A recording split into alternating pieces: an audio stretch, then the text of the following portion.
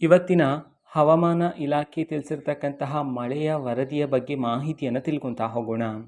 ವಿಡಿಯೋವನ್ನು ಸ್ಟಾರ್ಟ್ ಮಾಡ್ತೀನಿ. ಅದಕ್ಕಿಂತ ಮೊದಲು ನೀವಿನ್ನೂ ನಮ್ಮ ಚಾನಲ್ಗೆ ಸಬ್ಸ್ಕ್ರೈಬ್ ಮಾಡದೇ ಇದ್ರೆ ಈ ಕೂಡಲೇ ಚಾನಲ್ಗೆ ಸಬ್ಸ್ಕ್ರೈಬ್ ಮಾಡ್ಕೊಳ್ಳಿ ಮತ್ತು ಲೈಕ್ ಮಾಡಿ.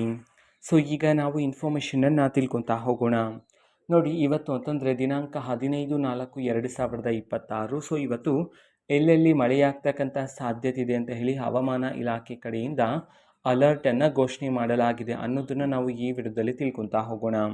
ಸೊ ಮೊದಲಿಗೆ ಜಿಲ್ಲೆಗಳ ಹೆಸರನ್ನು ತಿಳ್ಕೊಳೋದಾದ್ರೆ, ಬೆಂಗಳೂರು, ಉತ್ತರ ಕನ್ನಡ, ಉಡುಪಿ, ದಕ್ಷಿಣ ಕನ್ನಡ, ಕೊಡಗು, ಚಾಮರಾಜನಗರ, ಶಿವಮೊಗ್ಗ, ಮೈಸೂರು ಮತ್ತು ಚಿಕ್ಕಮಗಳೂರು ಈ ಜಿಲ್ಲೆಗಳಲ್ಲಿ ಇವತ್ತು ಮಳೆಯಾಗ್ತಕ್ಕಂತಹ ಸಾಧ್ಯತೆ ಇದೆ ಅಂತ ಹೇಳಿ ಇದೀಗ ಹವಾಮಾನ ಇಲಾಖೆ ಕಡೆಯಿಂದ ಅಲರ್ಟ್ ಮತ್ತು ಎಚ್ಚರಿಕೆಯನ್ನು ಘೋಷಣೆ ಮಾಡಿರ್ತಕ್ಕಂಥದ್ದು.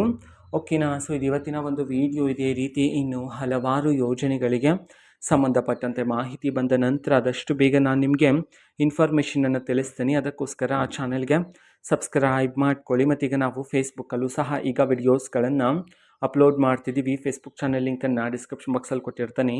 ಕ್ಲಿಕ್ ಮಾಡಿಬಿಟ್ಟು ಫಾಲೋ ಮಾಡಿ. ಓಕೆನಾ. So thank you, bye.